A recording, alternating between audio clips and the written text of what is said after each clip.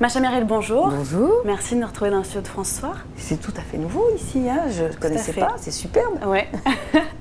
On vous reçoit aujourd'hui pour votre livre de cuisine qui s'appelle « C'est prêt dans un quart d'heure ».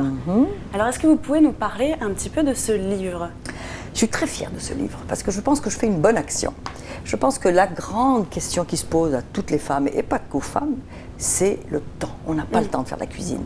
Or, on a tous envie quand même de manger à la maison. C'est infiniment meilleur que de manger au restaurant aujourd'hui, et surtout tous ces innombrables plats préparés que je déteste. C'est-à-dire que je suis horrifiée dans les grandes surfaces de voir ces murs de trucs sous vide, congelés, pas congelés, avec quelquefois de très bonnes signatures dessus. C'est surtout la photo qui est alléchante. Quand on mange, c'est pas bon, c'est très mauvais pour la santé, on ne sait pas ce qu'il y a dedans. Donc moi, je me suis ingéniée à adapter ma gourmandise au temps que j'ai. Et comme je réussis, je me suis dit, au fond, il faut que je communique ça aux autres, il faut que je leur dise comment je me débrouille. Et ces recettes, ces menus, puisque ce sont 60 menus, depuis le moment où on entre dans la cuisine jusqu'au moment où on appelle à table. Et toutes ces petites astuces, vous les tirez d'où ? De mon ingéniosité, de ma gourmandise, mais aussi de l'habitude des grands restaurants. Moi, je me suis interrogée comment faisaient les grands chefs, même étoilés, pour faire en 12 minutes, quand on arrive, on commande, des trucs tellement compliqués, tellement élaborés. Ben, c'est très simple.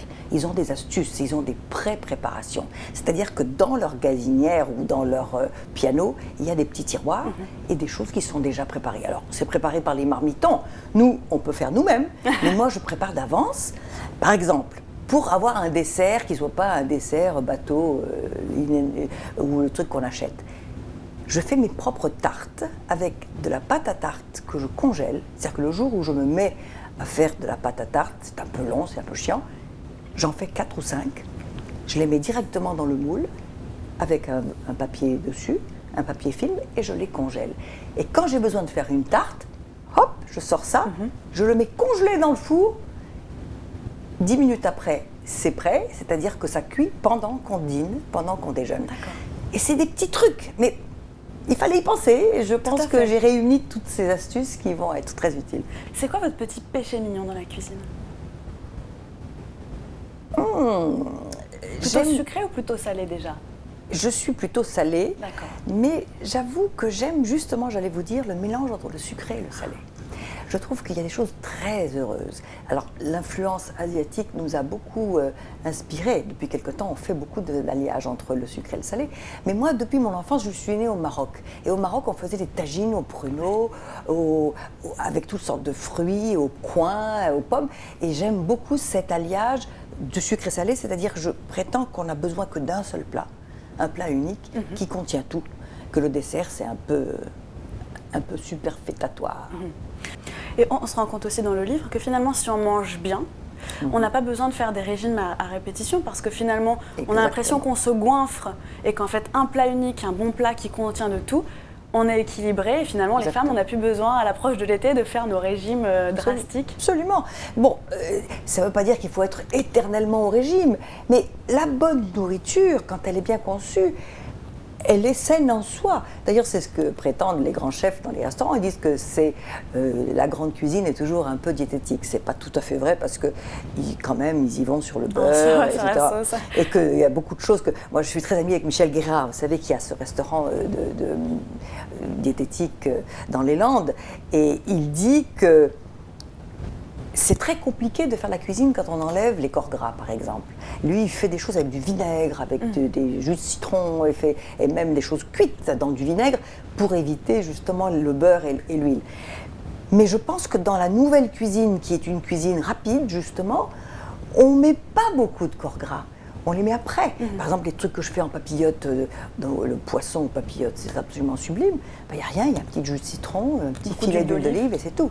Donc tout ça, c'est devenu vraiment notre nouvelle façon de vivre. Moi, je restais dans le coup. Quel est le sujet qui pourrait vous faire monter la mayonnaise au nez ?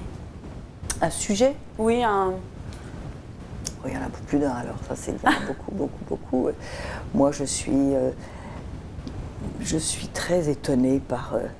une certaine vulgarité qui prend toute la société, tout le monde parle, tout le monde raconte sa vie, tout le monde parle fort dans le téléphone, il n'y a plus délicatesse, de discrétion, on ne respecte pas les autres.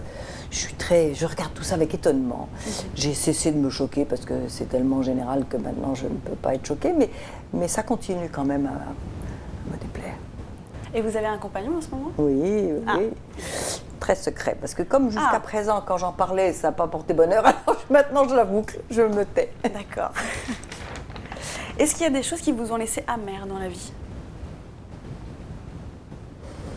Oui, écoutez, bien sûr, chaque fin d'une histoire d'amour est toujours une chose que l'on paye très cher, parce que ça reste, il y a toujours un peu d'amertume, mais je dirais que la vie est une succession de souffrances, et qu'on se construit sur les souffrances et pas sur les bonheurs. C'est étrange, mais c'est comme ça. Donc, en tant que personne, en tant qu'artiste et en tant surtout qu'écrivain, au fond, je ne les déteste pas, mes souffrances. Qu'est-ce que vous pensez de l'expression cougar en ce moment? Alors ça, c'est épouvantable. C'est l'histoire qui nous vient d'Amérique, évidemment, parce que ce sont certaines femmes qui n'existent qu'aux États-Unis. C'est les femmes qui payent. Les femmes qui payent les mecs, qui payent des filles. Il y a même les pumas, je crois, maintenant. Je ne sais pas si vous avez Moi, c'est pas du tout ça. Moi, je pense qu'il y a, depuis une certaine époque, je dirais depuis la pilule, et depuis que la femme assume la vie de son corps, il n'y a plus de barrière d'âge. Si vous voulez, on peut se choisir dans des secteurs tout à fait différents. Et donc ça, c'est un immense progrès dans la vie de tout le monde, aussi bien des hommes que des femmes. Mais cette idée d'être à tout prix avec un homme à son bras, et surtout qu'il te saute, non, ça, je trouve ça répugnant même. Je dis d'avance que ce n'est pas ça que j'attends d'un homme. Je crois que vous voulez parler de quelque chose d'important. Absolument. Alors, je vous laisse me faire un petit peu le pitch. Voilà, j'organise une très grande manifestation qui va être formidable. Ça s'appelle Tous en scène pour le Japon. C'est une journée de concert à Gavo, le 30 avril, qui servira bien entendu pour la Croix-Rouge japonaise. On a tous été au Japon, tous les artistes ont été reçus admirablement, les musiciens, les acteurs de cinéma, de théâtre. Je trouve vraiment qu'il fallait qu'on fasse quelque chose. Donc je suis heureuse, avec un grand ami pianiste qui s'appelle Jean-Marc Luzada, nous avons organisé cette journée. Tous les artistes m'ont répondu oui. Il y a donc 100 solistes, artistes, acteurs, ça va de Sylvie Vartan à Jean-Philippe Collard, à qui vous dire, Fanny Ardant et Daniel Mesguich, Marc Laforêt, plein de très très grands pianistes et solistes.